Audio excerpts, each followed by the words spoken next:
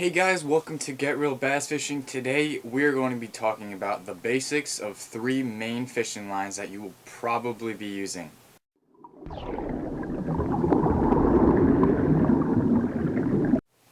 Now those 3 lines are Monofilament, Fluorocarbon, and Braid. Alright, so the first one that we're going to be talking about is Monofilament. Mono has good knot strength, it floats, and it's really clear in the water.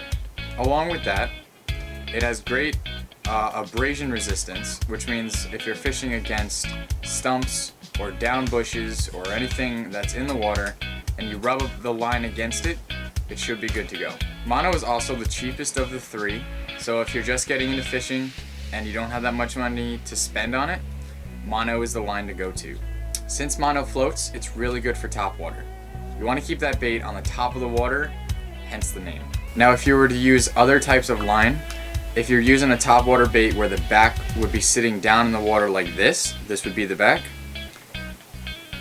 your bait would look like this. Mainly because fluorocarbon, if you were to use fluorocarbon, it doesn't work. Fluorocarbon doesn't float. Which brings us to talking about fluorocarbon. So let's talk about fluoro. Alright, so compared to monofilament, fluorocarbon is super clear inside the water, which means the bass are less likely to see fluorocarbon than monofilament in the water. Another cool thing about fluoro is that it sinks. Now this would be great if you're using baits that you really want to get down into the water column, sort of like crankbaits, or chatterbaits, or jigs. Fluorocarbon also has a lower stretch than monofilament, so what that means is that the hook set is a whole lot quicker and easier than using monofilament. Now compared to monofilament, fluorocarbon is a whole lot better when it comes to abrasion resistance. So it's better to throw fluorocarbon into the bushes and the trees and all that other cover than it is monofilament. Now you don't want to use this for topwater like I said before because it will nosedive the baits and you won't be fishing the baits correctly. Alright, now that we talked about fluoro and mono, let's go to the more expensive but stronger line, Braid. Alright, let's talk about Braid. So Braid right here, I have P-line Braid. I really like P-line and I also like Power Pro. Now if you're just getting into fishing, I wouldn't be going out and spending all your money on Braid. If you're just getting into fishing, you probably don't have a boat. So you're not going to be fishing all this heavy cover out on the boat where you need Braid. But I do highly recommend Braid, so if you want to spend money on Braid, go ahead. Braid is extremely tough fishing line.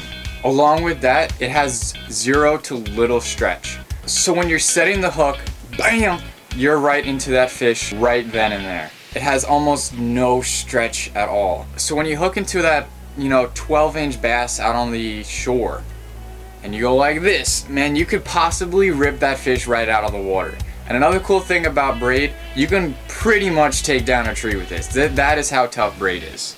Braid compared to monofilament, you could be using the same diameter braid as you are mono and have almost 10 times the strength, if not more. A few other cool things about Braid is that it floats, so it's good for topwater. It's really strong and there is no memory in Braid.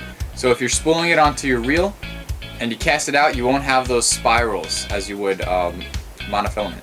Braid is the toughest of the 3, but it does have its downfalls. Braid is super noticeable in the water. So if you want to finesse fish, Braid isn't really the way to go. If you want to use Braid, you can use a really long leader, depending on what kind of baits you're using.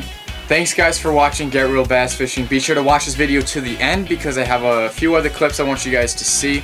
Along with that, there is a giveaway at the end of the video, so I'm just going to shut up. Be sure to subscribe. Thanks for watching, guys. And get out on the water, go fish, go have fun. Post your stuff on Instagram, tag Get Real Bass Fishing, hashtag Get Real Bass Fishing so I can check it out and possibly put you guys in the end of my videos. Thanks so much for watching, guys. I appreciate all the support. And I'm just going to let you guys watch the end of the video. So thanks for watching.